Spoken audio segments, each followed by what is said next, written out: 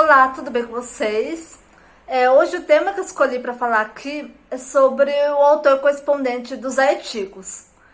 Todo artigo ele precisa ter um autor correspondente, porque toda revista exige que tenha um autor correspondente. Mas o que esse autor correspondente faz?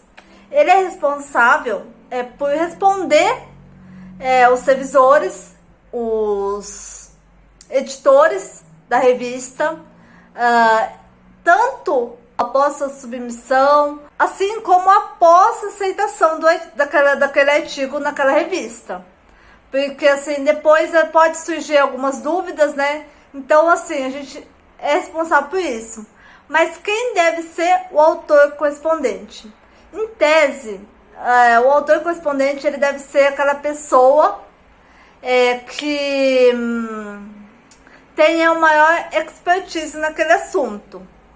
Só que assim, eu falo em tese porque assim, qualquer um dos autores pode ser, assim, se você se sente capaz de responder aquela revista, por aquele artigo, pode ser um autor correspondente.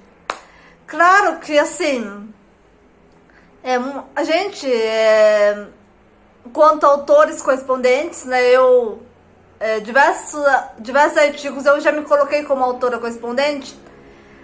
Nós não sabemos tudo, né? Pode ocorrer, assim, deles fazerem perguntas que talvez eu não tenha totalmente expertise naquilo, né? Assim, não tenha... Porque a gente trabalha em equipes, né? Então, assim, quando isso acontece... Normalmente, a gente é um time, assim, às vezes pode acontecer, por exemplo, como já aconteceu, né? Assim, eu gostaria que vocês formatassem tal imagem antes de ser publicado. Que já aconteceu isso, assim, de tentar padronizar a imagem, porque a revista, eles têm, assim, uma padronização que eles gostariam. Então, assim, como eu não sou muito... Não tenho uma boa expertise nesse assunto de diagramação. Então, assim, normalmente eu recorro a um dos meus autores para ver se a gente consegue ter essa diagramação. Então, assim, que entende melhor desse assunto. Então, assim, eu recorro, sabe? E assim vai. Por exemplo, também, assim, já aconteceu também, assim, coisas simples, assim, às vezes...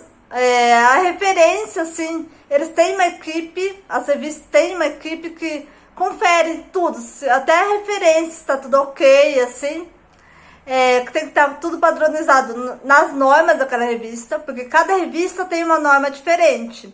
Então, assim, vai ter essa padronização no final, assim, depois da sua aceitação, pode vir, assim, deles perguntarem.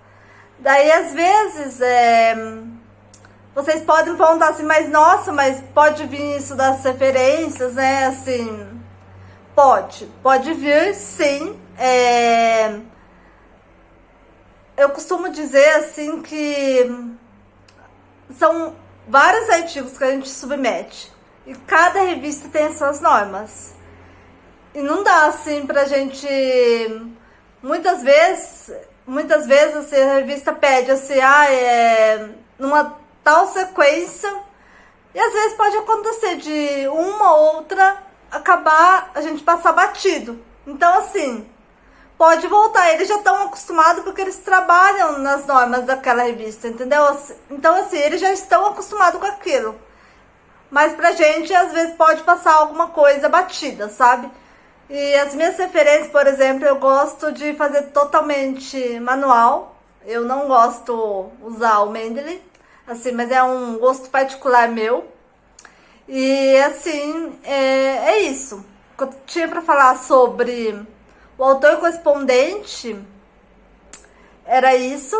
Mas assim, eu gostaria sempre de lembrar, né, assim, que mesmo você não sendo autor correspondente daquilo, né, daquele artigo, sempre assim, cuide do seu artigo como o seu filho. Então, mesmo você não sendo autor correspondente, você teve uma participação naquilo, tá?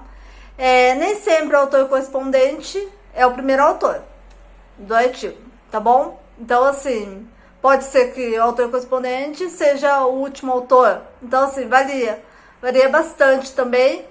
E nem sempre a pessoa que submete também é o autor correspondente. Porque, assim, na hora da sua submissão tem, assim, às vezes a revista fala, assim, que quem submete é o autor correspondente. Mas, às vezes, a revista dá aquela opção, assim, de você clicar se você é autor correspondente. E você numerar. Mas sempre tem alguém que será autor correspondente daquele artigo. Bom, é isso que eu tinha para falar. Dúvidas ou sugestões, me escrevam por aqui por direct. Um beijo.